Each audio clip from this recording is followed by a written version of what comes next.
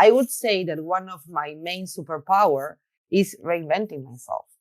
And I love that. There were times in which I say, hey, there is something wrong, that I am again thinking of starting over another company or doing another stuff or learning a new thing. And people would say, why? There's a lot of people until now that they believe that my exit on the co-working space was the worst decision ever. And I meet people like that and they look at me like, you're crazy. I think for me, it's a new opportunity to decide again who I want to be.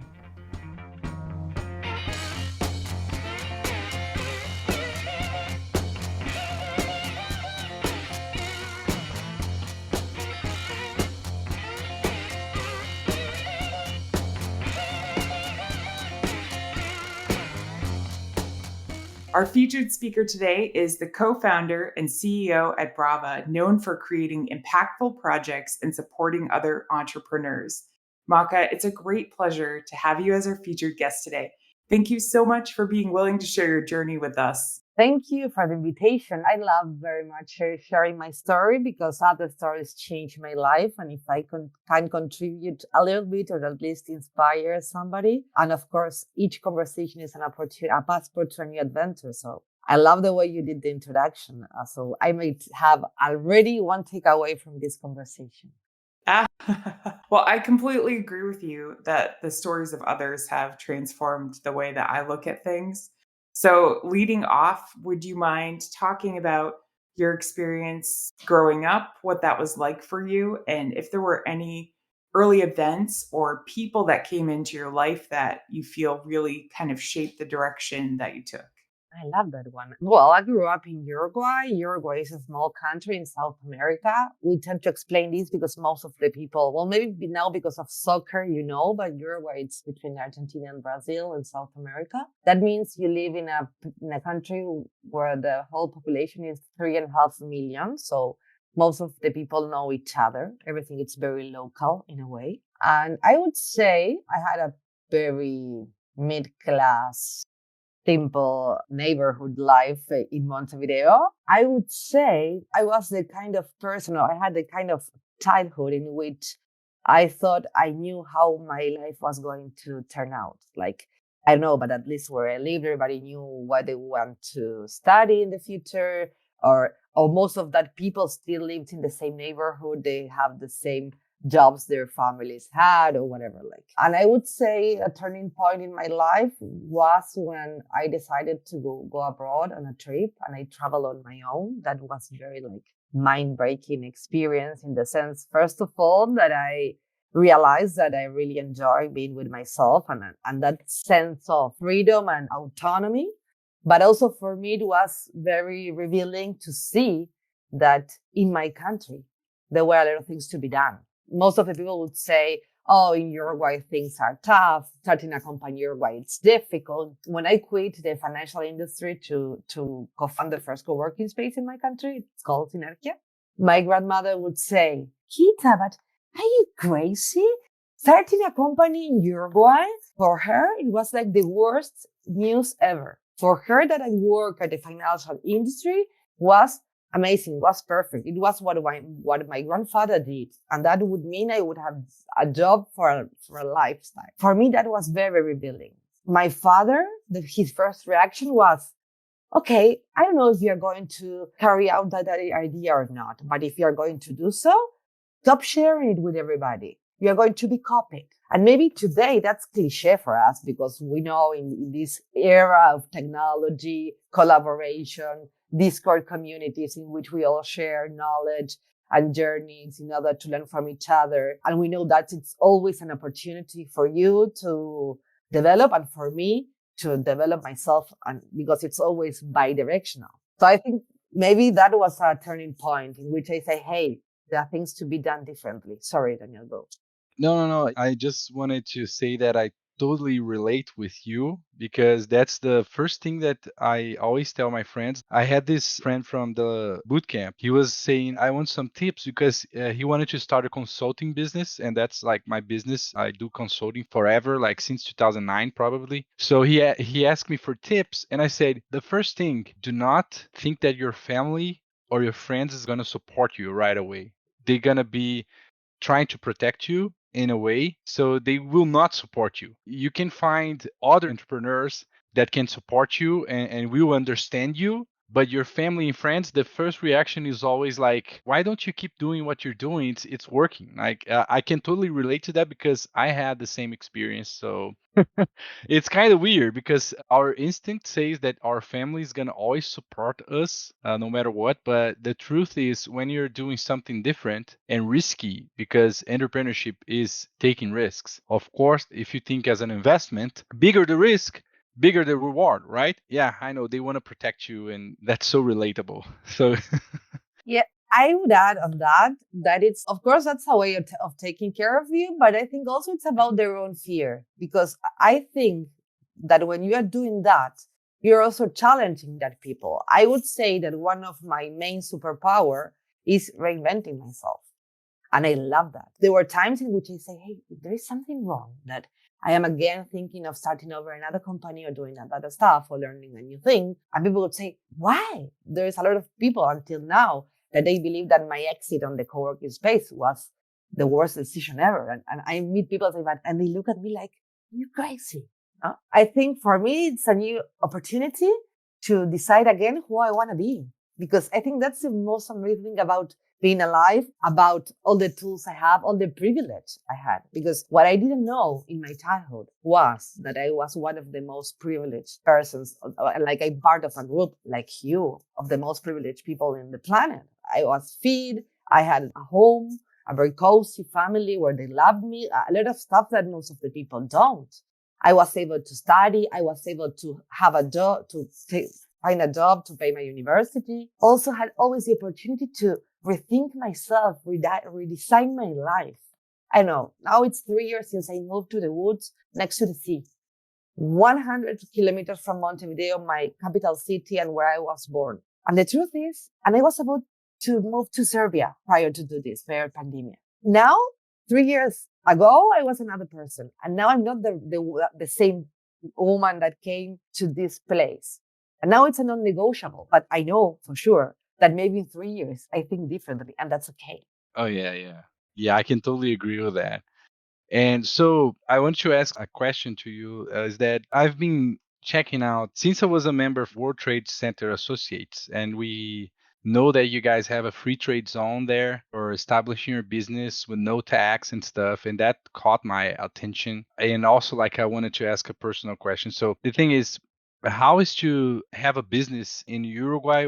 Are the benefits, or what are the hardships of having a business in Uruguay, and how has your family reacted after you got into entrepreneurship, and now how is their relationship with what you do now that it has some time that you left the financial industry? So Okay, I will go with the first one. Now, for example, here where I live very close to Punta del Este, that it's a very well-known oh beach. yeah, yeah, touristic. Yeah. Yeah, very touristic beach in Latin America. They are opening three free zones or trade zones here. One is fully focated in audiovisual production, and it's amazing the things that are going on here. I know I can be objective. I can't, because one of the things I learned in these last 3 years is that here I can have a quality of life. I can breathe very pure air, so I won't be objective. But I think we are in a very good position regarding the region, regarding the world. Latin America is very sexy right now. Uruguay is a very stable country. We are doing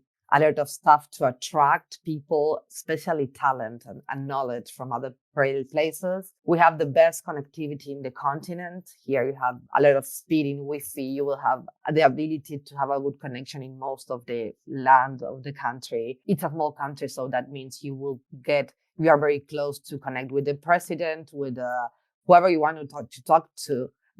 There's always a friend that knows a friend, and you will get to that person. So that makes making things very easy. We are an open country, very cosmopolitan.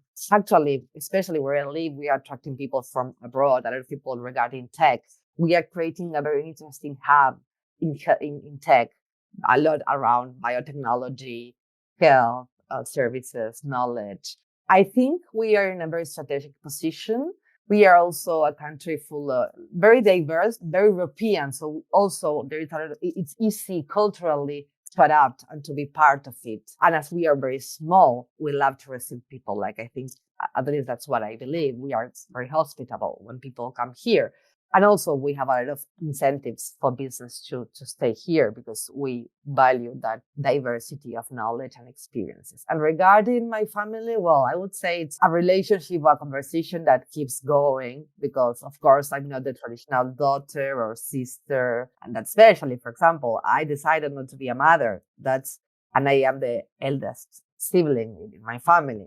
And for that, for my family, wasn't easy. They are still asking if I'm really sure I don't want to be a mother, for example. And regarding the business and the exposure and what it means, it depends because there were times where things are going amazing and you have a lot of visibility and you're celebrating and you're happy and they are very happy for you and they celebrate with you also. And it's something that we don't always share all the time. There are times when you have companies and you are pushing new stuff, new projects, new things that are not that easy.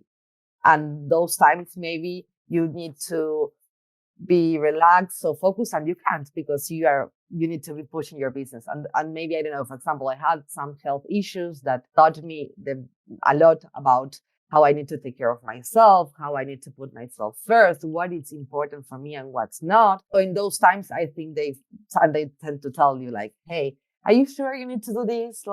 And also that's important. I think it's always like a mirror that helps you to check if you are doing okay. But I think it's very important to be brave enough to question even the people that love you most. Wow, what an insight. I mean, it's so refreshing to see your view because sometimes I think we need to be really tough as a business owner to be the leader. And especially at home, you don't want to be seen as weak or that you don't have control over your business because that's something that's really like life changing and you have to be on charge, and I think everyone that has a company, bigger or small, you're gonna have this roller coaster of ups and downs, and to manage that with your family, it's really a challenge, and I see that you get that. And I thought it was really nice to hear about Uruguay because I've been looking at it for so long, and as you just confirmed everything that I already thought about the country, even I haven't been there yet, but yeah, it's nice to know that we still have business friendly countries in Latin America. It's getting harder everywhere. Always when I think about Uruguay or maybe Chile, it's very nice as well, but here in Brazil it's not easy. They don't want to help us. But I think Uruguay, it's pretty nice. I do feel like at some point we're going to have like a topical chat about the difference in doing business with different countries, because I've heard some of those things about Brazil more recently myself. And I had no idea that there was, such a difference between such close neighbors. But thank you so much for sharing the experience that you've had in Uruguay. And I actually want to go into something else that you said. So I'm also the oldest in a large family, and I know that we're from different cultures, but I, as a female, understand the social pressures of having a family and also being from a big family, and just the perception that you should be a mother and that is part of the way that you have worth. And we often talk on this channel about how our businesses feel like our babies. And I mean, you've successfully raised several children, if you look at it that way. And I think that that's truly impressive. The one that I'm really excited to ask you about, even though I know you've had a lot of accomplishments, is can you talk about your experience building Brava from a social company to the organization that it is now, and what it was like to start a company in 2020 and how the pandemic perhaps kind of shaped that road for you? I know you hinted at it a little bit earlier. Thank you for the question. Prior to that, I need to do a comment on something Daniel said about being a leader and being tough and being brave for me. And it has very related about building a company in pandemia or starting a company. I feel we need to be sure to know that there are diverse types of leaders and leadership. And for me, being a leader, it's being vulnerable and also sharing. It's caring in the sense that I think that's the most important thing. I think that leaders being brave, it's being vulnerable. That's something I wanted to share. And regarding my companies or starting Brava, yeah, I would share. For me, the thing about Brava, it was very personal because When I started Synergia, I was the only female founder. We were 6 founders. And I didn't realize until I don't know, 3 or 4 years passed that being female make it different. Like I didn't realize. I really thought that all the things I did regarding promoting women and creating opportunities for female, I was doing it for others. Like I am very privileged. I built my company. I made an exit. I paid for my university. Like, come on. But in that process, I realized that there were a lot of things that happened to me that were very related to being a woman or to out perceiving myself a female. But I used to think that it was about me, that I wasn't prepared enough, that I was very young. Maybe it was I didn't have enough age to understand. I know I was too intense. I talked too much. I know that I always thought the problem was me. And then I was selected by the U.S. State Department to go on a program with other female leaders from Latin America. And it was when I started realizing that I was also suffering. A lot of those things that were happening to me didn't have to relate to my story or to my personal stuff, but it were related to being female.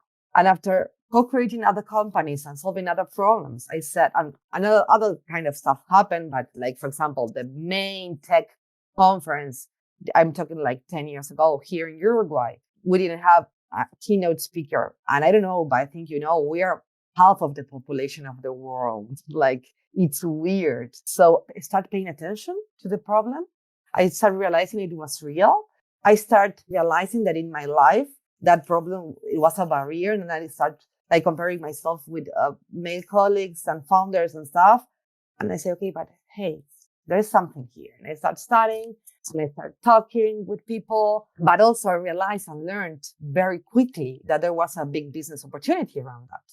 The opportunity to help people, to help companies to be part of the solution, to create, to develop workspaces in which you can be yourself, whatever gender you perceive with, whatever place where you were born, whatever age you are. And we are working on that since 2020. But when we started this not with this business model or this value proposition. Our first hypothesis was that if we helped women to be more visible, we were contributing to be part of the solution. So Brava started as a talent agency that we wanted to showcase women in events, conferences, places. So we will find like a perfect match and profile for each places. Because what happened, they would say, why there are not female on the panel or on the event? Why you don't have a female speaker? Like, I don't know. Because there are not, we don't know any. That was the answer we would get most of the times. And what happened to us, it was like, but wait, I know I have a friend or I have a friend of a friend or a colleague that is an expert on that or that. So it wasn't that they were. And we say, okay, maybe it's our problem that we don't know how to, because of our self-confidence. There are a lot of stuff that work on that, especially biases that work on our self-confidence. So maybe we don't have that, we are not that confident to say, hey, I'm here. I wanna share about this. And that's okay. So okay, let's work on that. But it also let's work on the other side to say, hey, I will help you find a woman for that panel. But that wasn't enough because we were talking only to women. And the thing is, this is a challenge for all of us because we are all responsible for the problem or the challenge, but also we are responsible to be part of the solution. But not because we need to be nice to the half of the population, but because there is something for everyone on this process. Because this means that if we can, like I would say, my purpose is about working so every woman can design and live the life she wanna live. But in order to happen, I need that every man, male, boy can design and live the life he wanna live. So it's about being ourselves, about being okay with the people we are, because that is what creates value. That is what builds successful companies. For me, there is not another way that putting people in the center. And putting people in the center, it's that each of us can feel seen, listen to that. I can propose something, give my opinion, share how I feel, be vulnerable. Even saying, hey, I don't like this, or I don't feel okay working this way. Like, we need to have the uncomfortable conversations. There is no way out, but we need to build and find and learn tools and ways to do it in a safe space, in a healthy way. So we ensure that nobody's hurt on the process because it's not easy for anyone. Wow. I'm actually speechless now.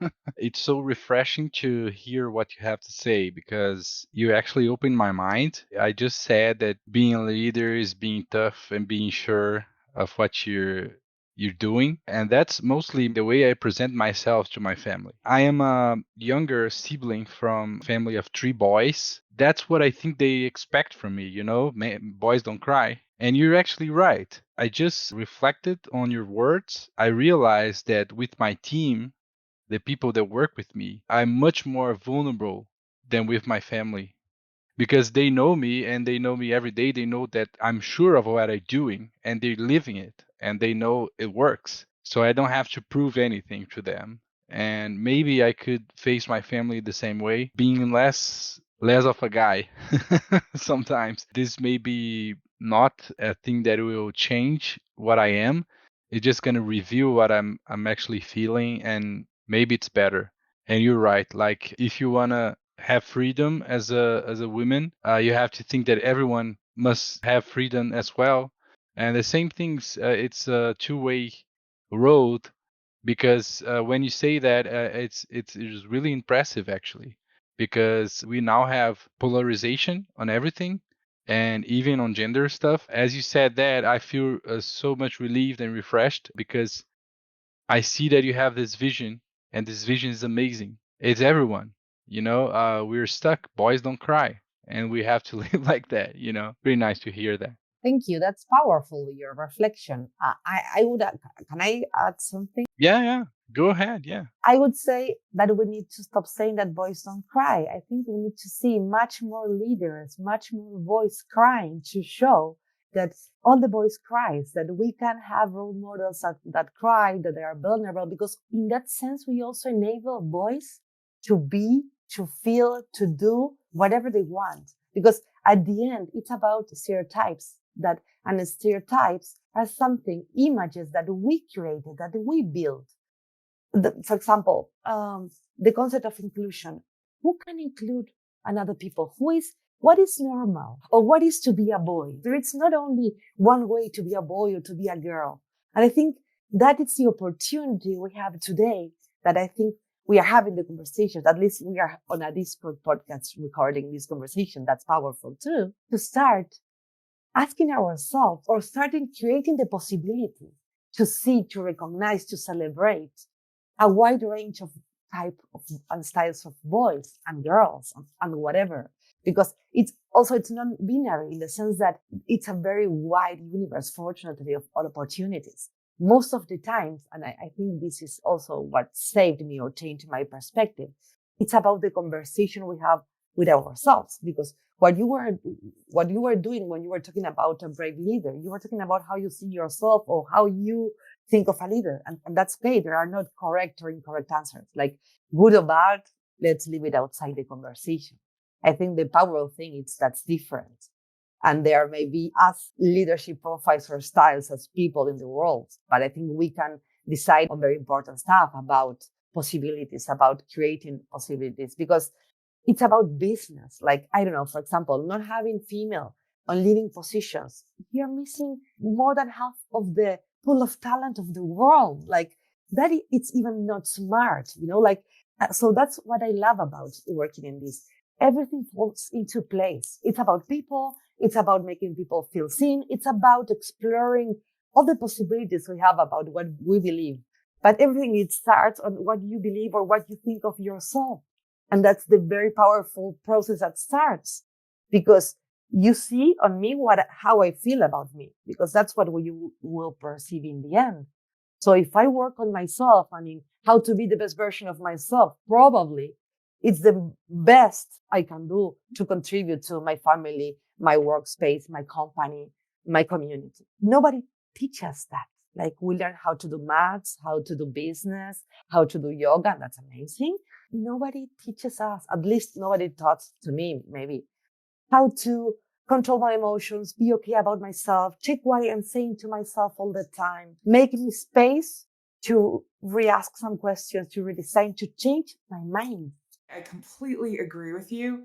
I think, well, I'm 42 at this point, and I feel like I'm still learning some of those lessons about how to, validate what you're feeling and then move forward in the change process. And it's not until you can truly see yourself that you have access to become, as you say, the best version of yourself. I love saying that. And to really do the things that you feel you're most skilled and purposed to do when you really are able to unleash yourself, if you will. And Daniel, I really appreciate you sharing your lived experience too. And Maca, you sharing, how you've kind of grown through the perceptions you were raised from, because I think that's such a powerful example of that juxtaposition. Like, we do still feel the tug of these perceptions and these roles, but that's not how we can live and work and lead best. Hello all, I hope you're enjoying this episode with Maca. I wanted to ask you, our listeners, if you could give us a review in your podcasting platform of choice. We don't have sponsors and don't run ads, but we are looking to grow. So if you feel we bring value to your listening experience, please drop us a review when you get a chance. Thanks so much. I know, you're kind of showing off what an amazing mentor you are at the same time. And I think since, was it 2019, you've been part of We Americas. And I was kind of wondering if you could talk a little bit about that, and if there's like a certain type of startup or stage of startup that you really get excited about working with. I love those questions. First of all, We Americas, it's a very powerful community of female leaders of Latin America, that we are very diverse. And it was something we create after this experience. The US State Department selects some female leaders on each country, and they like finance a commercial trip. And that's very interesting. But the powerful thing about that, it's those 3 weeks sharing it with 20 female, very different from you, that you haven't seen before. And for me, that was healing, because I went on that opportunity there. And after that, we all get in touch. Each year, a new batch comes. And we created a NGO to inspire and promote female leadership. And we get together, we share workshops, we help each other. It's amazing. I'm very grateful for them, because it was the beginning of my journey about realizing the challenges of being a woman, but how powerful it is, and about how it changed my mind when I start talking to myself nicely. I start paying attention to that conversation and the things we're talking about. But also, it was very healing how I felt with those women that were very different. I felt powerful. I felt beautiful, smart, because it was so powerful, so diverse, so vulnerable, such a safe space. But we were also talking about business, our companies, our challenges, our friends, our fun, because it's very particular what you live when you're a founder, also when you're female. And then I was once again selected as an economic multiplier. And instead of going to a regional, as We Americas program, I went to a global one.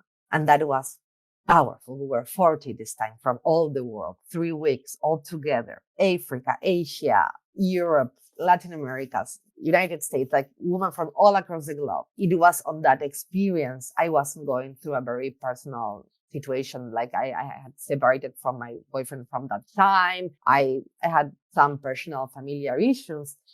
And I went to that program, and I never felt so safe, so loved, so everything. It was powerful.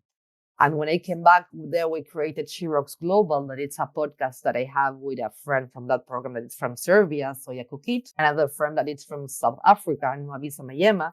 And we co-founded She Rocks Global, a podcast in which we showcase perfectly imperfect women from around the world, because we were very sick about hearing they are not leaders. So we showcase very expert women with amazing stories, and we try to have a conversation between the personal and professional life and challenges, but not the typical one.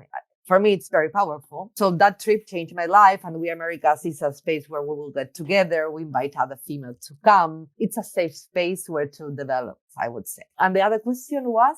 Is there like a certain type of startup or stage of a startup that you really feel like you're drawn to?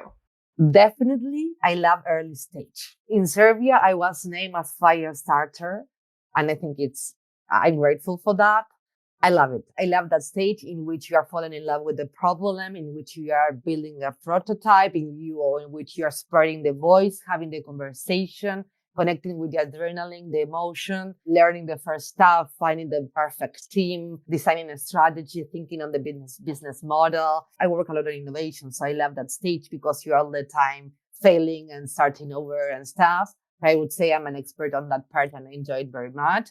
Then also I love the stage of acceleration. Once you have like the boat, the ship going, how you can keep doing, improving, this continuous improvement culture that for me it's key for each company. It's like the heart bombing blood. Like if you are not all the time looking, observing how you can keep improving your processes, your product, your outcome, your delivery, you're not doing the job. And it's kind of a culture. It's a muscle. It's like the thing we were talking about our life. I'm 39 in the middle of the life in which you say, okay, there's not going to be a place where I arrive about who I want to be. And with companies, it's the same.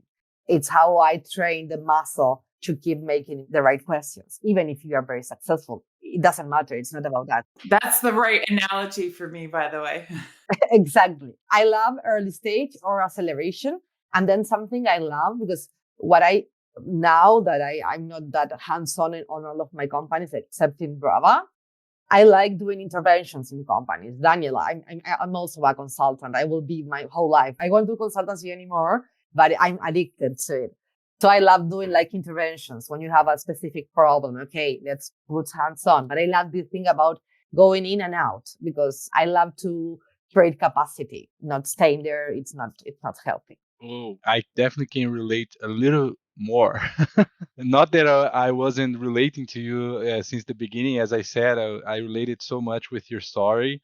And now that you say about the early stage and also being a consultant, I feel that I realized a long time ago that I am not very good on maintaining stuff or, yeah, So it's like I like to start new things, being involved in innovation. So that's why I work with software development. We develop apps, and usually for companies that never had any apps or something like that. And I always feel so much rewarding that you started something. And then what happens next, you're already looking for the next thing. You don't want to be involved anymore. So that works for me. This is actually related to my question now because I wanted to ask you because I see that you have been in different industries for so long. I have as well different experience in different kind of industries. I work with television, I work in fashion, I work in marketing agencies, and then I started with software and always like changing places,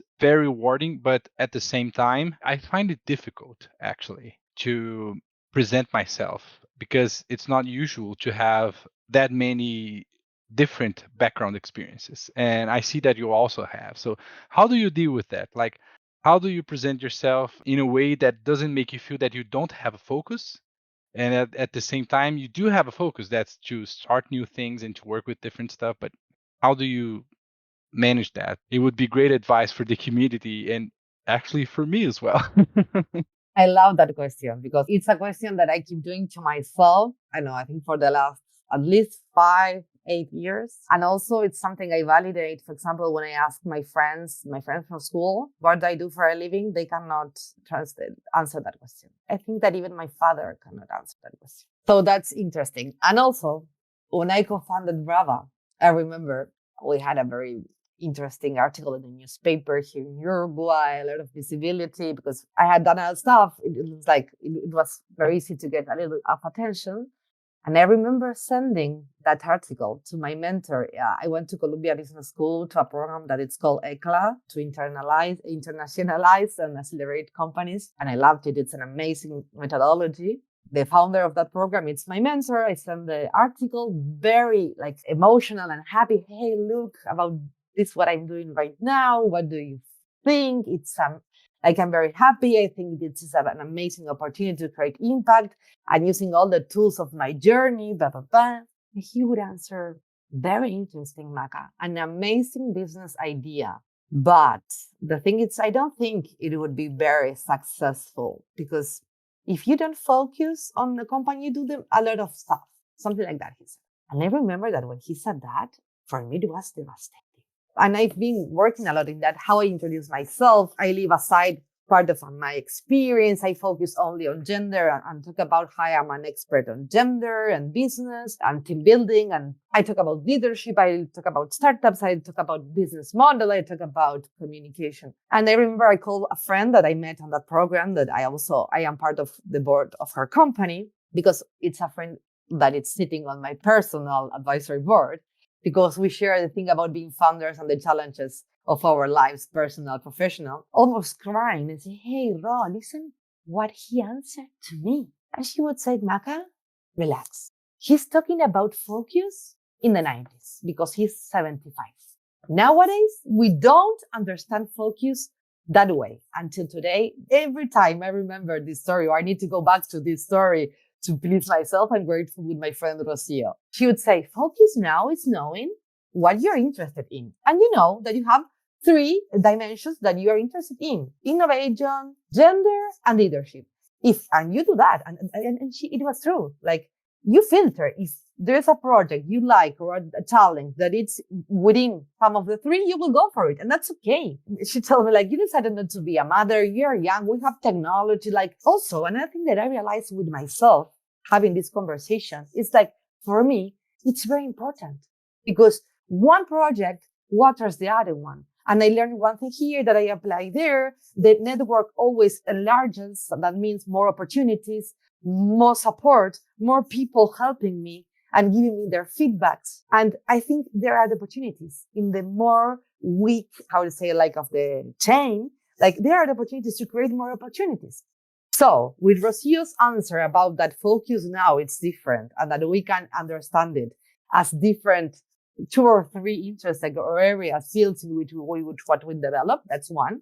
And the other one, it's understanding, because also I must confess, there were stages of my life in which I tried and say, okay, they are right. Let's focus for this year or for X amount of time. I will only work on this project. And it didn't work. But it's not that it didn't work for the project. It didn't work for me because it's kind of my gasoline, like, it feeds me. It motivates me. Do you think you were sharing that I very much relate and resonated with that when we master something, we start getting bored and we need to find a new adventure? Well, that happens to me all the time. Exactly. Yeah, that's it. Yeah.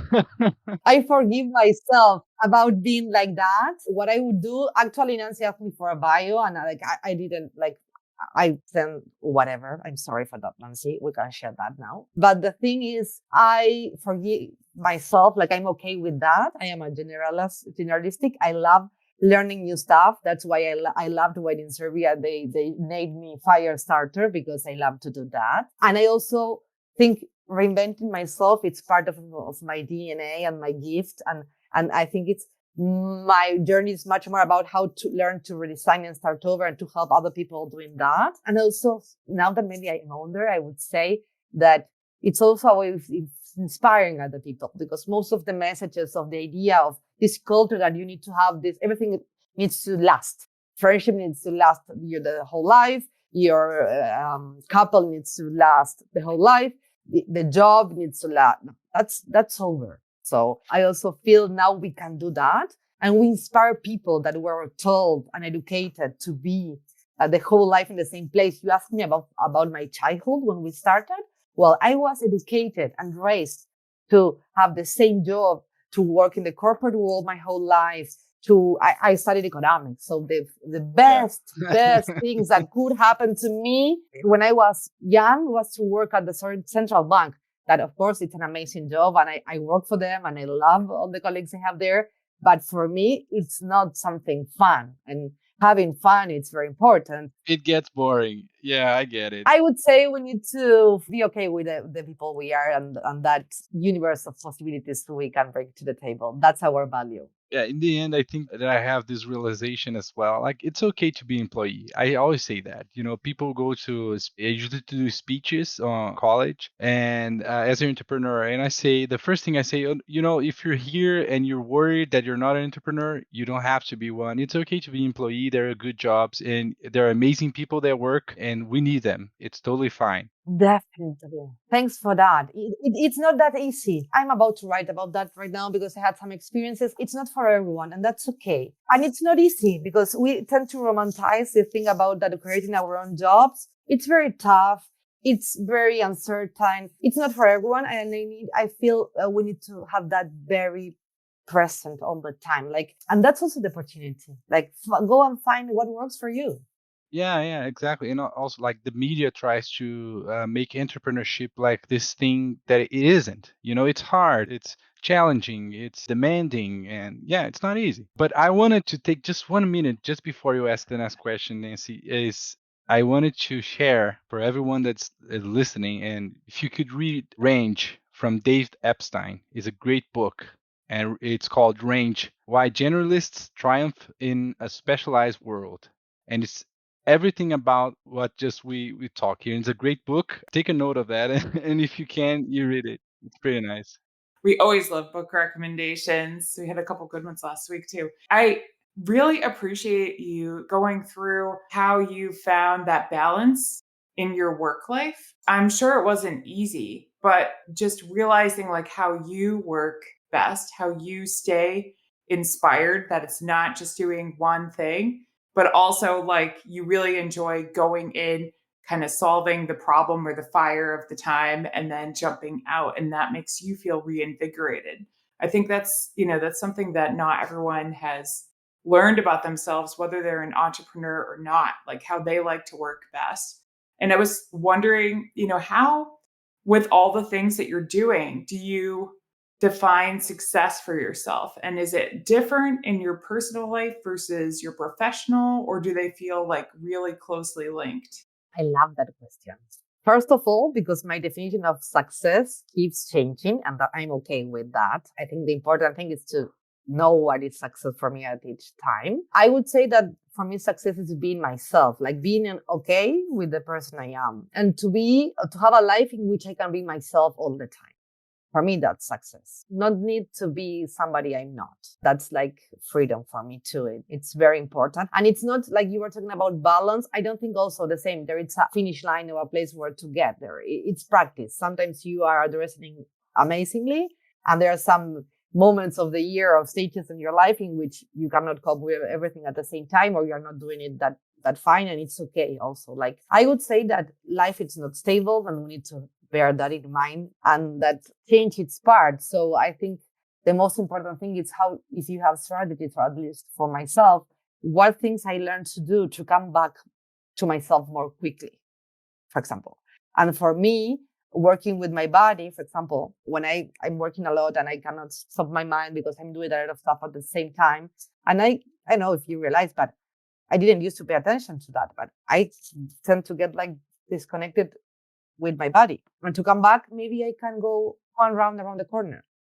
But for example, living in the nature for me now, it's a non-negotiable. I live 50 meters from the sea and I am surrounded by trees now here where I live. For me now, that's not negotiable because if I want me to go back to myself, I'll go outside, walk some meters, come back, or go to the beach and come back, and that's it. But also regarding success, something also that it's challenging about that, it's remembering to myself that that's my definition of success. Because sometimes you forget that, because understand that yours, it's not the same of most of the people. The thing about, for example, my childhood, no? This comparison in which also I think success, being myself, means having a life or doing stuff not in the same way that most of the people does. And that's okay. Most of the people do. And that's okay. Wow, I'm actually with a smile on my face right now. I don't have a webcam on, so you can see, but it's because I lived 3 years in the woods in a house like away from the city, and it was awesome. And I wanted to go back there, and that's success for me as well. And that's so relatable in this sense. Yeah, it's true. The success is not a thing that is actually defined and we can define for ourselves what success is. And for me now, when I was living in this small town, I think a lot of people saw me as a loser because I used to live in the city. I have my office in the most expensive neighborhood. People think that is success. But as you realize, maybe success is just being happy. And maybe that it is. And you be happy being on a city or being away from it. It's up to you, you know? And that's really something that we always have to remember, that I'm successful because this is success for me. Like success for me is to be able to take care of my health and to exercise and do the things I like. And that's it. You know, I don't need to prove anyone I'm successful, like buying expensive watch or something. So yeah, I totally relate that. I mean, you gave so much insight and so many words of wisdom for us, but if you can leave us with something that you really take to your life, and it's advice that you give us as words of wisdom, or something that you like from another person that's told you and you use it, if you can share with the community, it's going to be really awesome to have these words of wisdom. Wisdom is a very tough word, I would say. I think having very clear that we are all different and that's okay. So there's like, we don't all need the same stuff as we were talking about being an entrepreneur or not, or having a job or not. The same happens with our lives. What I would say, and what I have, like, I tend to think a lot about that. It's like we only have one life. I feel we have the privilege to live in an era in which we have much more opportunities. Now you can access to knowledge, to education, to tools for free on the internet, AI. Really, it's much easier than ever to go for the life you want to have, whatever that life is, even the job of your life or having your company or living into the woods. Like, and I think the best time to go for the life you want was yesterday. The second best is today. Like, what are you waiting? And I think it's related to this you were saying about living the life for others. The only thing important that, or at least that should be important to you, is that you are okay with the life you have.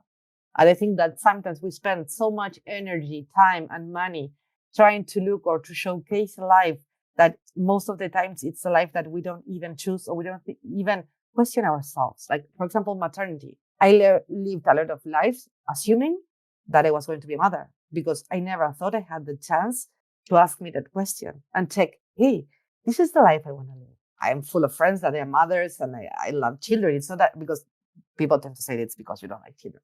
I love children, but I'm not up to, for me, for my life, to go for that project or that kind of life.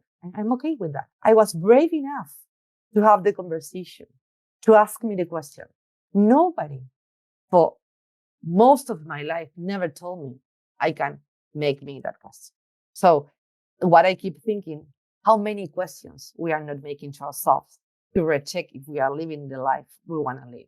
It's a good practice. Like, even with, for example, AI. If you use Waze, for example, to go to work, well, you're deciding every day to go with the fastest trip to wherever you're going.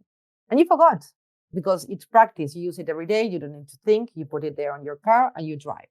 But maybe there's one day that you don't want to go fast. You want to go to the best site, and that's okay.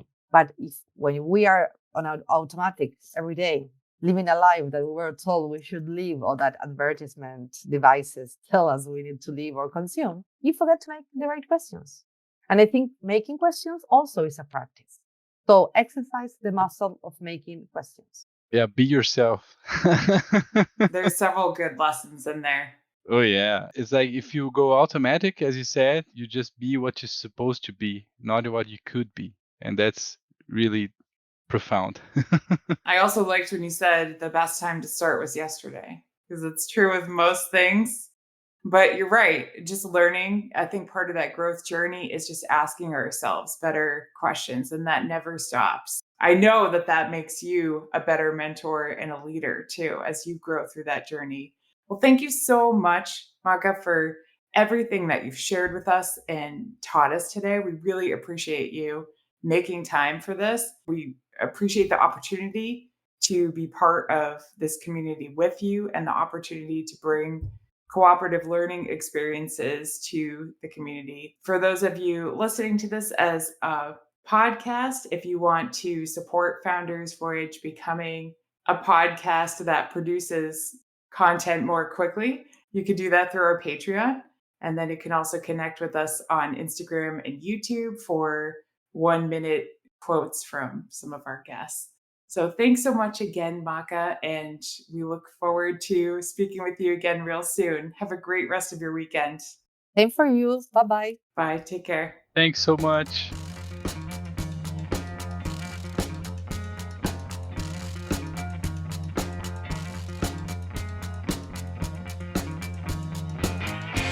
You've just finished another episode of Founders Voyage, the podcast for entrepreneurs by entrepreneurs. The team at Founders Voyage wants to thank you from the bottom of our hearts. We hope you enjoyed your time with us, and if so, please share this with someone else who might enjoy this podcast.